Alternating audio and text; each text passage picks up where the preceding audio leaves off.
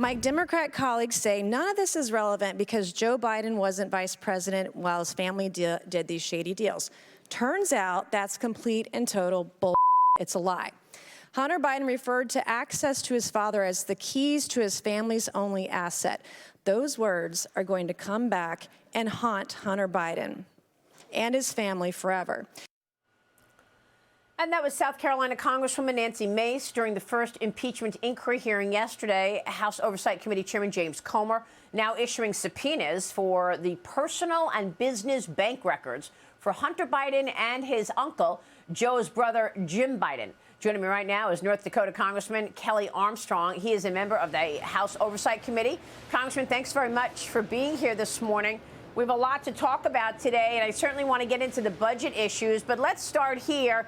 What did you learn yesterday from the impeachment inquiry, and what did it get you in terms of the potential impeachment of Joe Biden? Well, I think the most important thing is to lay our foundation. We know we're going to be challenged in court when we try and get this information. We absolutely know that. I was dealing with it. And so the biggest number one goal outside of everything else is to put the U.S. House in the best position possible to argue these cases in court. And I think we laid out every reason why we have a valid right to see those bank records. And this will just be the first step moving forward. I've been engaged in this for the 8 months, and trying to lay this case out to the American people gets to be complicated. The schemes weren't all that complicated. They were actually comically simple, but the overall evidence that exists over a period of 5 to 6 years, when Joe Biden was the vice president, after he was vice president, and at least until he was running for president, is something that the American people need to know about. Yeah, so what do you think is the most damning evidence then?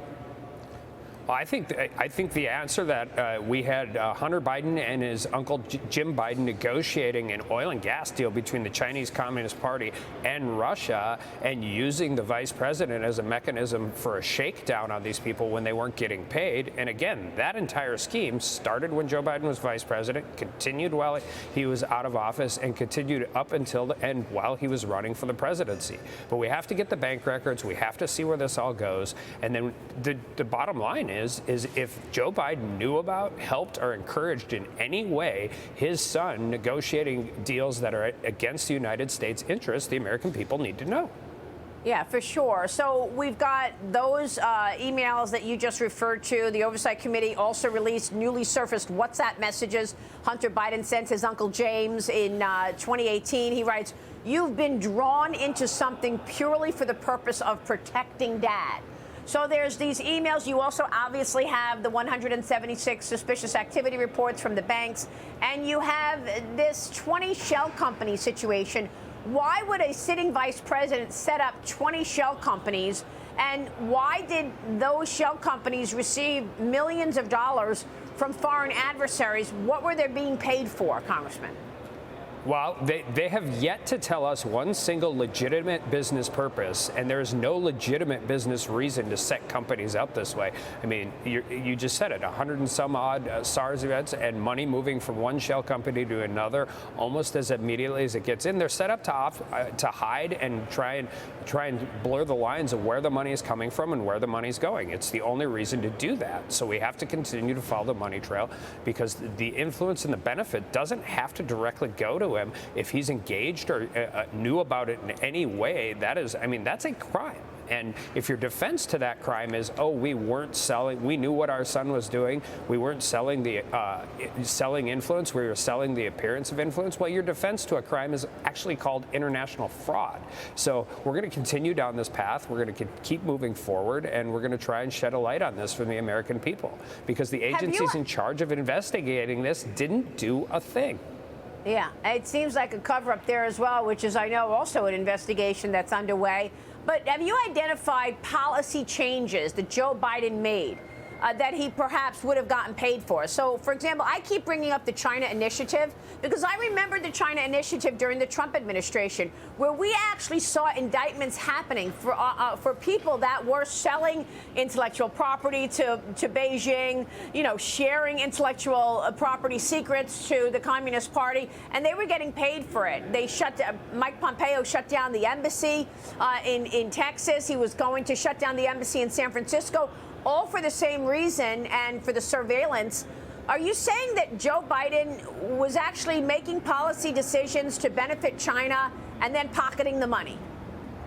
I do not know that yet. I don't think we have that. And this is what's so frustrating. You know, it's pretty rich for Democrats to say there's no proof when the IRS tried to investigate it, it got shut down. When the FBI tried to investigate it, it got shut down. When a confidential asset that is so important to the FBI exists that they make us read the documents in a classified SCIF, tells them these things are going on, it gets shut down. The presidential transition team interfered with the FBI trying to interview Hunter Biden. So we have a lot of work to do. But one of the reasons we have so much work to do is because the people that the United States puts in charge of these investigations either intentionally chose not to investigate these things. So I think you're asking a great question. I think it's a question we need to continue to answer. But we're going to take the facts where they lead us, and we're going to continue to move forward. All right, Congressman, let's move on to the budget mess. House Republicans passing 3 funding bills out of the 4 that you're working on. You've passed the bill for Homeland Security, the State Department, and the Pentagon last night. But the bill funding agriculture and the Food and Drug Administration failed to advance. The House also approved that $300 million in new aid to train Ukrainian soldiers. 117 Republicans voted no to that bill. Congressman, will the House be voting on a continuing resolution today? And are you expecting that we'll see a government shutdown because you still don't have the full, you don't have the votes? Well, yeah, they met when they're meeting in rules right now. It'll be dated this morning. I have long ago not predicted whether or not we could even get a rule vote off the floor right now, which is unfortunate. But this is always going to end in a CR, Maria. It always was. We're not going to reconcile 12 appropriations bills with the Senate by Saturday night. We're not going to do it in 1 week. We're probably not going to be able to get it done in 2 weeks. So the question has always been to me, why wouldn't we go into that with the most conservative position in a CR, demand border security, and put ourselves in the best position to negotiate and not get rolled by the White House or the U.S. Senate? Yeah, but have you heard back from Biden? I mean, House Speaker Kevin McCarthy posted this on X, quote, if President Biden stays on the sidelines while our border is destroyed day after day, the government will shut down. Democrats are saying that Biden shouldn't have to speak with McCarthy. Vermont Senator Peter Welch told The Hill, quote, McCarthy has no capacity to deliver. Why would the president talk to somebody who can't even get his own caucus together, Congressman? What do you want to say in terms of Joe Biden? Has he responded at all to any of this? One, he hasn't responded, and he should have been responding on the border since the first day of his presidency. Outside of facing a government shutdown, by any objective stretch, this is worse than at any other time during the Trump administration. This isn't just happening in Texas and New Mexico. It's happening in New York and Boston. They're building tent cities in Chicago. He should be actively engaged. It should be the #1 priority in his office. But I also feel a little frustrated in that when we can't keep our act together on the House side, which is why we worked with the members of the Freedom Caucus to deliver a conservative CR, it makes our negotiating position tougher politically. The fact that this issue is absolutely a national security issue doesn't seem to bother this White House, so we have to have the biggest political advantage we can, and I don't think we've done the best job we could at doing that. Well, it certainly also seems like there are some personal vendettas here against the speaker. But, Congressman, real quick before you go, if we have a government shutdown, which appears likely, how long do you believe you will need to finish the appropriations process? Oh, I think we can work our way through 12 appropriations bills. You saw yesterday, 3 out of 4 in an open rule works well. But Maria, this is always going to end in a CR. There is no way we're going to negotiate 12, or either that or we're going to have a shutdown that is extremely long. It's going to take a lot of time to reconcile these with the Senate. So again, I wish Republicans should put ourselves in the most conservative position possible. All right, we will leave it there. Congressman, we'll be watching. Thanks very much for being here this morning. Thanks for having me.